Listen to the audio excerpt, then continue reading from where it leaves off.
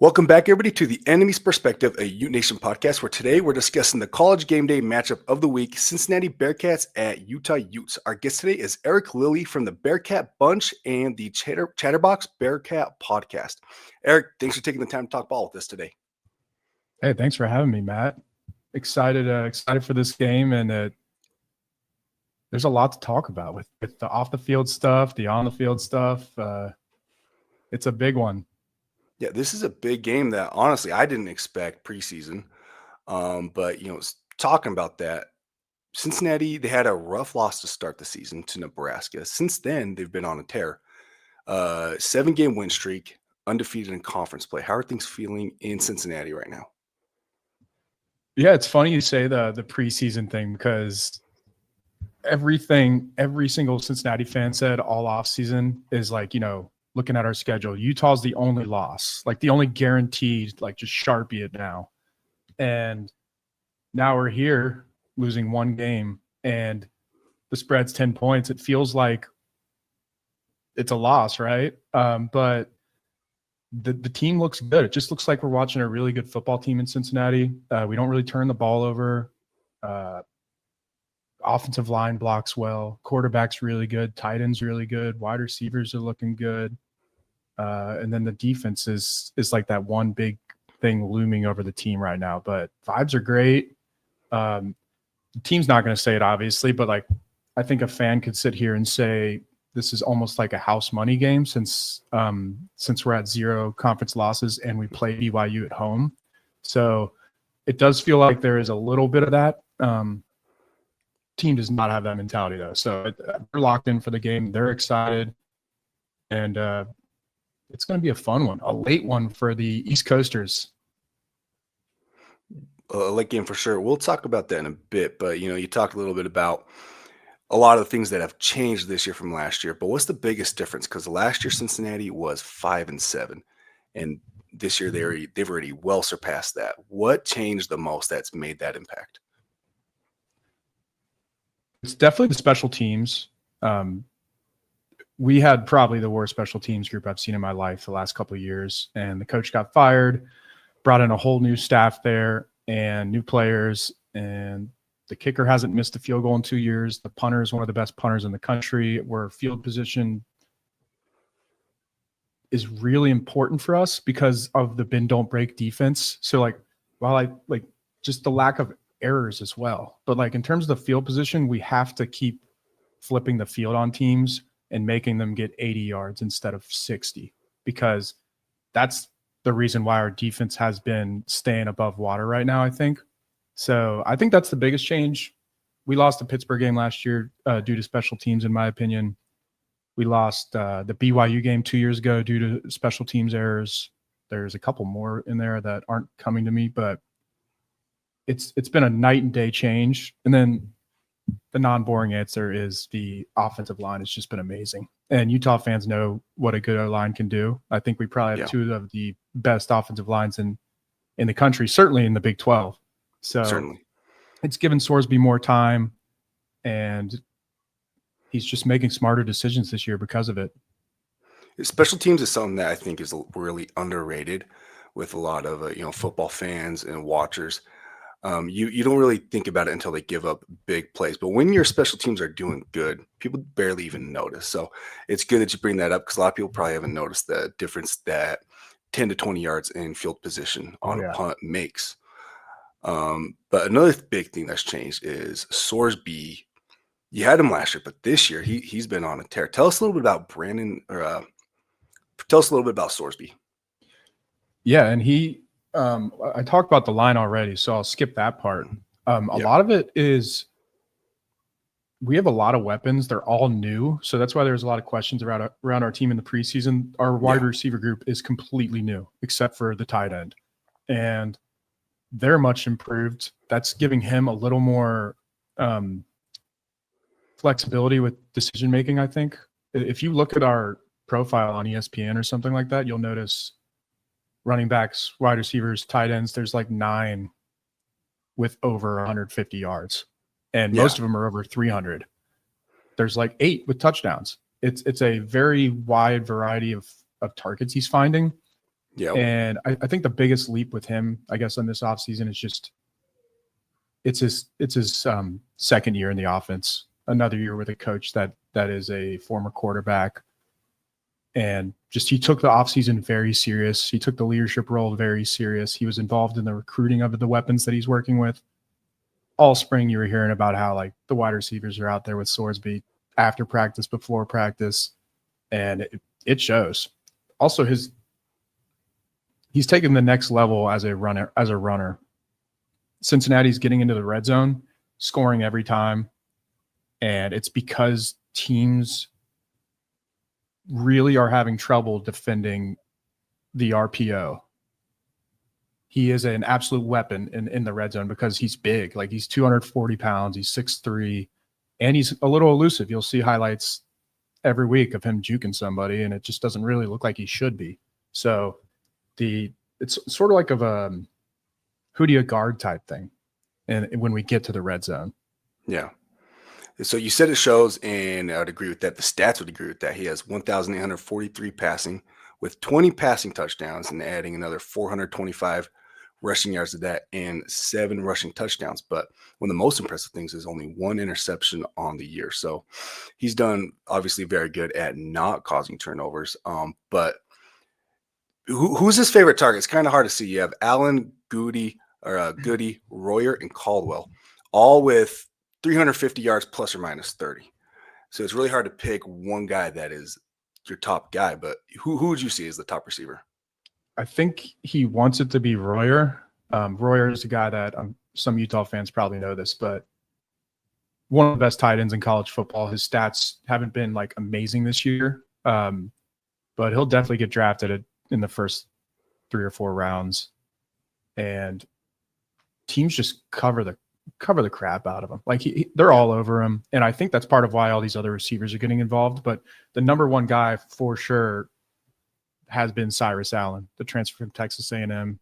He had an injury last year for A&M, and that was like Sorsby's number one target in the portal, and he landed him, and he's been healthy, dynamic. He's that high target guy, and he can get a big play too. 44 is his long of the year, but it'll be longer than that by the time the season ends for sure.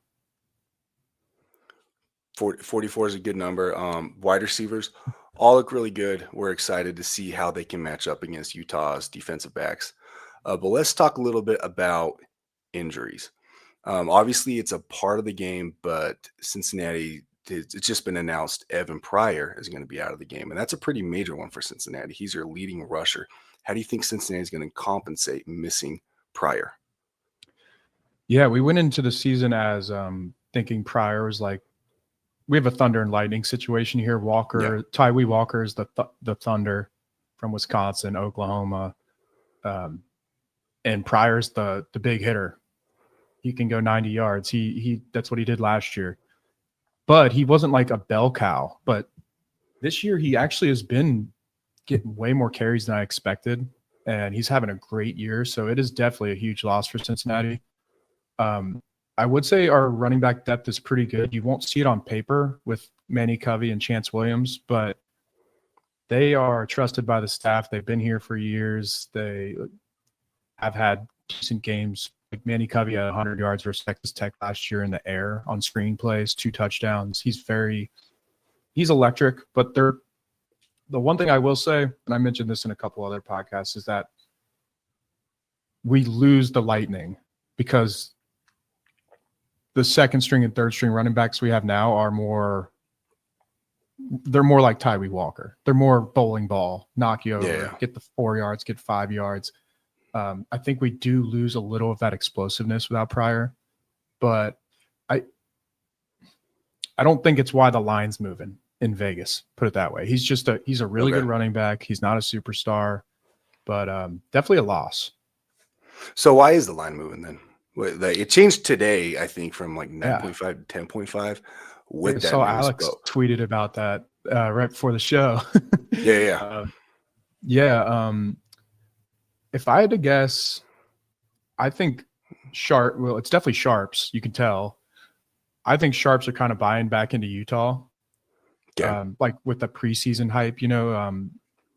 that win versus Colorado is just domination. All of your wins have been in dominating fashion. Like I've been bringing up in Cincinnati podcast this week, you have played one game within 21 points all season. Everything else has been an absolute blowout. Yeah. Whether it was you getting blown out or more often than not, you blowing someone else out. So there is that like domination factor, I think, with Utah, where like if people are buying back into Utah, they're like, okay, they're going to steamroll them. That's what we're dealing with here. The offensive line is incredible. Regardless of who wins this game, like I think even if Cincinnati wins, I think you could probably argue that Texas Tech and Utah are still like the top two teams in the conference. It's just things haven't gone Utah's way in that scenario. To me, I think like in terms of a power rating conversation of what Vegas thinks, that's what I think they would say.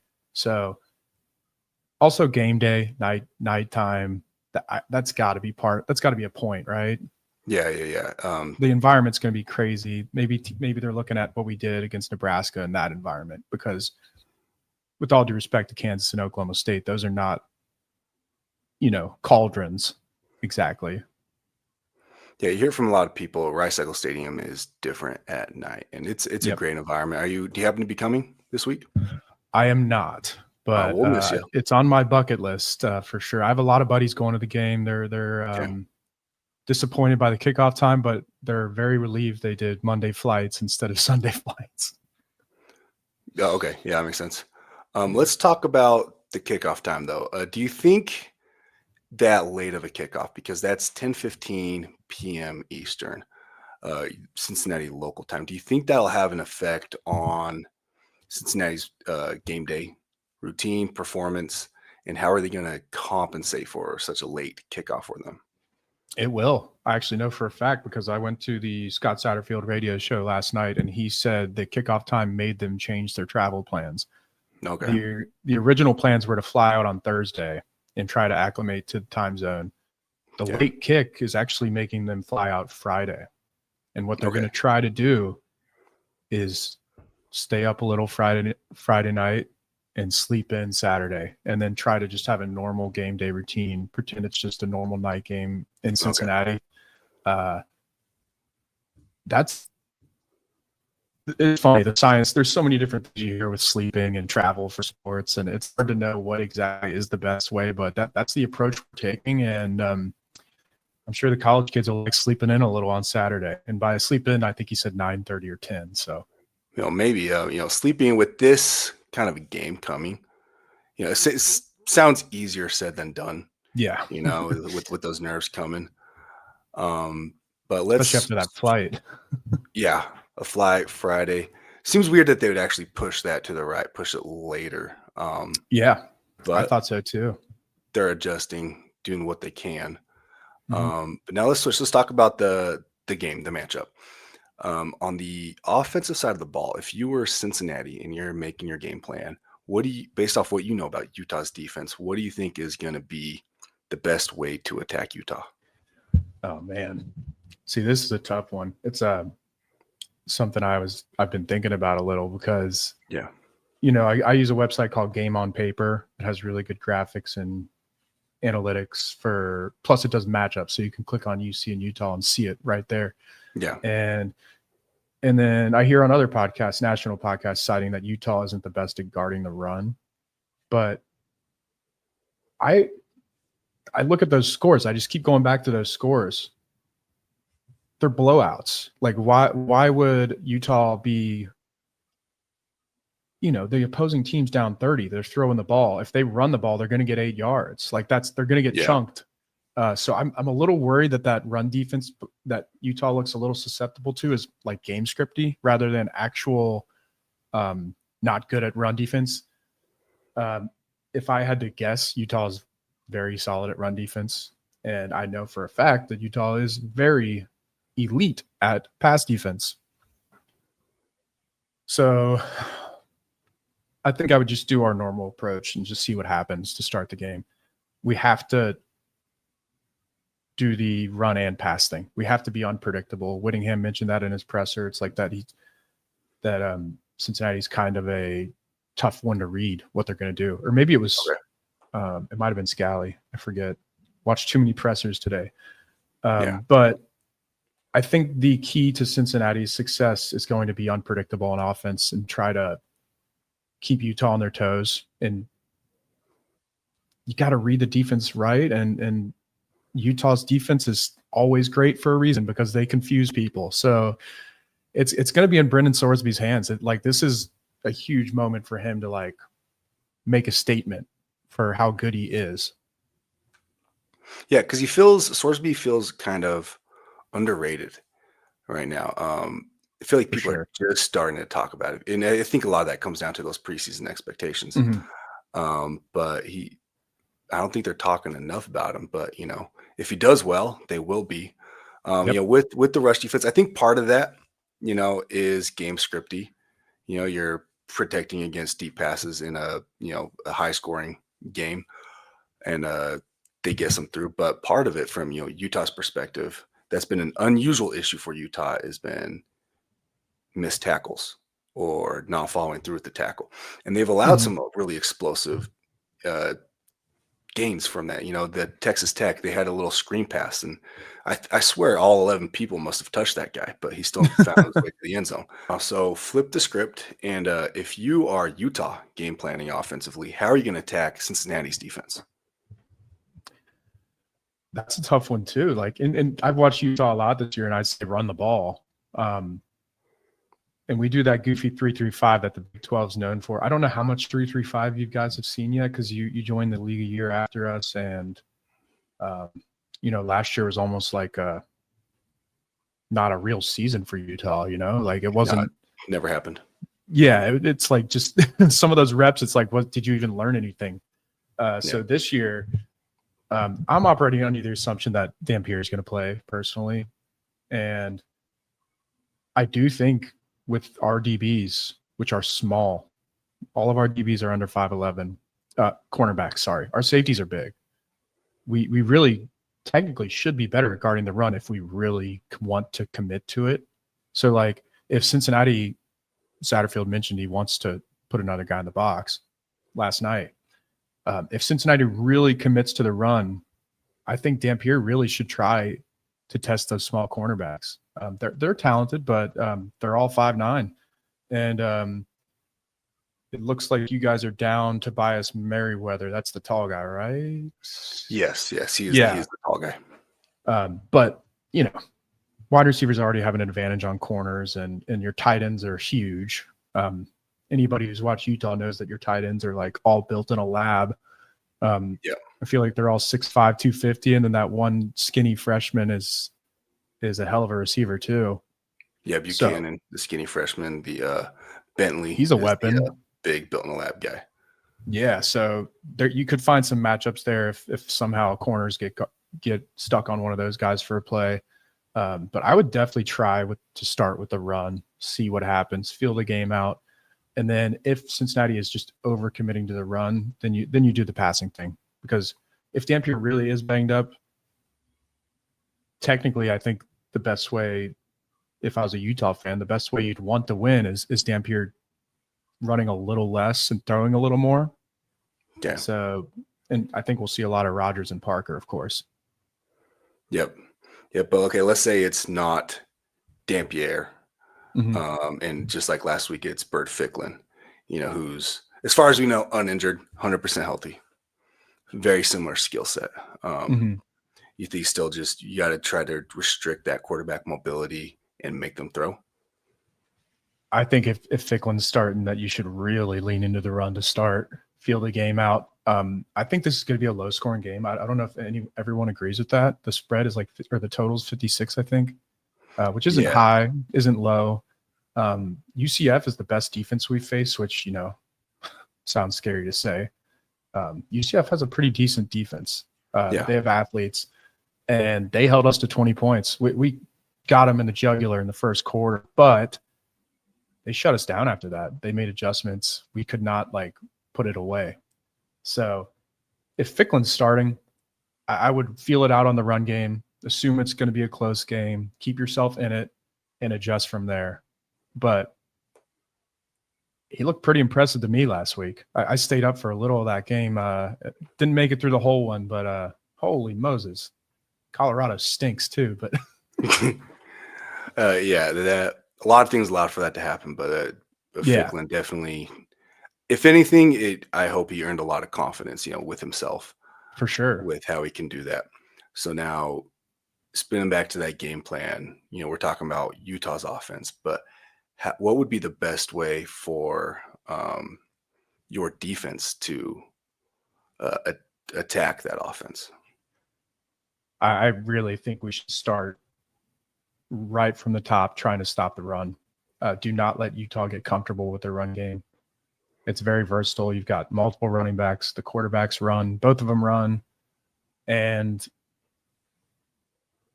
try to force a turnover. We don't force turnovers. It's honestly a little embarrassing. Last couple of weeks, we've gotten our paws on some stuff. But the one thing we got going for us is forcing fumbles, which a lot of times when I see that, I assume it's like a fluky stat. But we did a lot last year as well. And we have some players that have a reputation for punching the ball out, including Antoine Peak, who just got on the Thorpe watch list. We call it the Peak Punch. He's forced a ton of fumbles in his career, and he's only really played 2 years. I think he's forced 7-8 fumbles. And with how much Utah runs the ball and the spread of this game, the environment of this game, to get the crowd out of the game, you gotta force a turnover somehow and limit them on the other side. Now, I don't think the force fumble stat really is that fluky. That's I think very relevant, and something some teams just are really good at. Some coaches harp on more than others, but there's certain players that just have an eye for being able to see when they can hit that ball and react quickly and punch that ball out. And some are just really good at putting their helmet in the right place. And that's a huge difference. A team that can force a lot of fumbles will win more games than one that doesn't. For sure. So I think we've covered kind of everything we want to cover. Is there anything else that you want to talk about Utah fans should know about Cincinnati this week? Oh, man. He hasn't really done much the past couple of weeks, but we have like we mentioned some of the receivers earlier, or you mentioned them, Goody and Cyrus Allen, Joe Royer. But we have a Lindenwood transfer, which, Lindenwood, where the hell how do you find this guy who's 6'5" receiver named Jeff Caldwell? He's the guy that can make a big 50-yard catch, and he's a size advantage over, any cornerback in the country because he's 6'5", and he kind of just pops up. It's not that he's inconsistent, but when we spread the ball around this much, those tall receivers are to me, going to be the ones that are most inconsistent with their production. So your cornerbacks aren't small from what I've seen on the work I do for CFP depth. I actually update depth charts and injuries for every Big 12 team every week. Okay. And it definitely seems like Utah recruits big cornerbacks, big DBs on purpose. It seems to be a theme. I see one guy under 6 foot, and that's Smith Snowden. So, and you think he's 7 foot the way he plays. Yeah, exactly. Yeah. Are we going to see him at wide receiver this week? Yeah. Whittingham causes me a lot of problems with this depth chart with the two-way players. Yeah. That's a good question. Nobody can really answer that. Yeah. So it's just something to watch, that big receiver. And then we've been doing a lot more the last couple of weeks with a wide receiver that just started playing football 2 or 3 years ago named Isaiah Johnson, who transferred here from Western Carolina, I think. And we've been using him on the running plays, and he's just electric. If he gets in space, what you were mentioning earlier about potentially missing tackles, Isaiah Johnson is the type of guy that'll run right past people. Make you miss. So watch out for that. Yep. All right. It's been great having you. Real quick, if anybody wants to see more about you or go follow you on the social media, where can they find you? Yeah, I'm at Bearcat Bunch. I say it's like an aggregating account with a little personality. So I do think a lot of Big 12 fans follow it just for injury news and to see what's going on with UC. If you like to follow like a couple people from each team, I try to do a good job of that without spamming too much. Also, Chatterbox Bearcats, our podcast. We've got some stuff out. Just did a podcast for this game this morning, and yeah, I think that's about it. Oh, CFB Depth, check it out. It's in my bio if you find me on Twitter, but it's a great tool for whoever you guys are playing next week. You can check out their depth chart, check out their injuries to see like, oh, they're down 2 receivers. Well, and it's got the PFF scores right there. It's a little bare bones, but a very useful site that coaches have been DMing us about. Some pretty heavyweight Vegas gamblers are using it too. So Okay. it's a good tool. I'll look more into that. Yeah. But heavyweight Vegas gamblers, the last thing, we already talked a little bit about the spread. It's been kind of floating around minus 8.5, minus 9.5 in favor of Utah, possibly 10 in some places this week. Over under 55.5. So what's your bet on, with those stats? What's your bet on the spread, over under? And if you don't mind, score prediction. Yeah, I'm taking the 10 and the under just because I really think it's going to be low scoring, and that's a big spread for a low scoring game. Obviously, I think Utah is incentivized to kill every team that they can. So my one fear with that under call is that if Utah does take over this game, they're not going to let the gas off. They're trying to get style points because of the 2 losses. Yeah. I do think with how the SEC is kind of eating itself alive, that there is a very small chance that like a 3-loss Utah could get in as like an at-large if they barely lose the Big 12 championship or something like that, assuming they get in. So that's my fear there, but I'll be taking the points and under, and I think 24-21 Utes is probably what I would say, but I really think this is going to be a good game. I'm pretty similar in not a high scoring game, not necessarily. I would say 21-24 is low, more middle scoring, but I have closer to 28-21 Utah with that home field advantage, really giving the extra 4 points from what you're predicting. But Eric, it's been great having you. Thank you so much Thank you so much for your time. Yeah, thank you. And for everybody else, don't forget to like and subscribe for more UteNation podcasts and coverage.